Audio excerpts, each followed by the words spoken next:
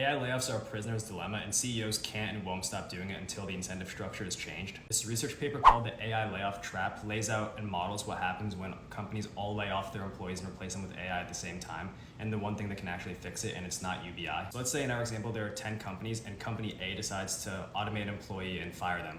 They get 100% of the cost savings from not paying this employee anymore. But now this employee doesn't have any money, so they can't spend it anymore, and this affects the entire economy. So even though company A gets 100% of the savings, they only feel 1/10 of the pain of the economy. So then every company looks at this scenario and says, okay, obviously I should automate too, especially since my competitors are doing it, but then everyone does it at the same time, and no one has any money to spend anymore, and so revenue for every company drops. And so this is essentially game theory with the prisoner's dilemma. And so UBI, Universal Basic Income, doesn't really change this because it just raises the floor, but it doesn't change the effect of firing someone. And capital income taxes also doesn't help because you're still just taxing the bottom line for companies. So if companies still think that the best way to increase their revenue is by automating and firing employees, then they're still going to do that. They're still going to maximize the revenue even if they're taxed at a higher rate. According to the model from the researcher, the only thing that would work is called the Pigouvian tax, which is where you tax a specific event or a specific task that negatively affects the rest of the society or the economy, similar to how a carbon tax works. So if the CEO of company A decides they want to automate an employee, they have to look at how this affects the rest of society, and they're only going to be incentivized to do so